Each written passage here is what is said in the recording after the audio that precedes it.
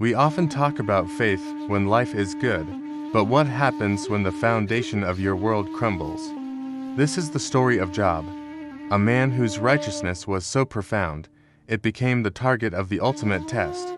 Job was a man of immense wealth and deep piety, living in the land of Uz. He was blameless, upright, and feared God. His family was large, his possessions vast. He lived a life blessed beyond measure, and he constantly offered sacrifices, just in case his children had sinned. But the drama begins not on earth, but in the heavenly courts. Satan, the accuser, appears before God.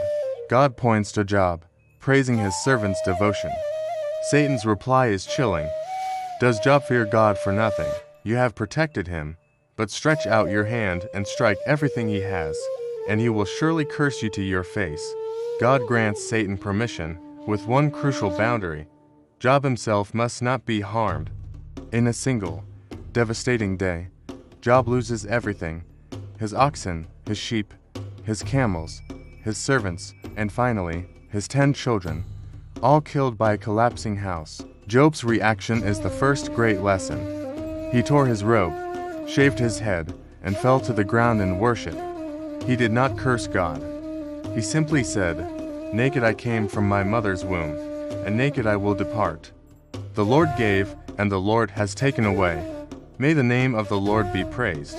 The test escalates. Satan strikes Job with painful sores from the soles of his feet to the crown of his head. His wife, seeing his agony, delivers the ultimate temptation. Are you still holding onto your integrity? Curse God and die. Job's response is simple, yet profound. Shall we accept good from God, and not trouble? Then come the comforters, Eliphaz, Bildad, and Zophar.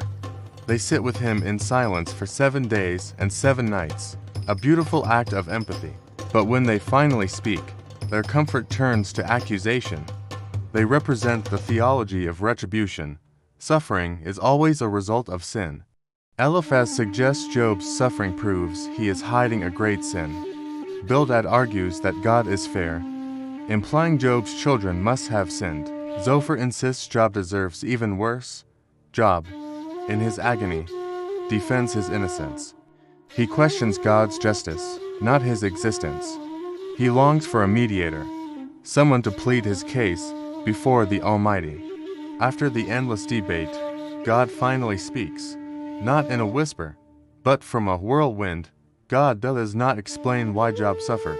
Instead, he asks Job a series of unanswerable questions, challenging Job's understanding of the universe. Where were you when I laid the earth's foundation? Can you hunt the prey for the lioness?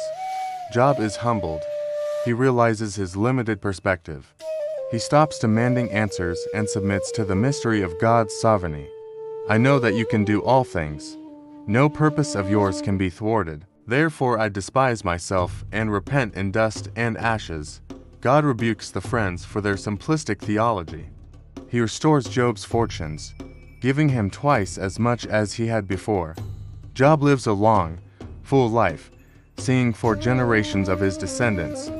The story ends not with an explanation, but with a restoration that transcends the suffering. The book of Job teaches us that suffering is not always punishment. It teaches us that faith is not about understanding God's plan, but trusting His character, even when the whirlwind rages. If Job's story inspired you to hold onto your faith, hit the like button and subscribe for more deep dives into the Bible's greatest stories. Share this video with someone who needs to hear Job's message of resilience.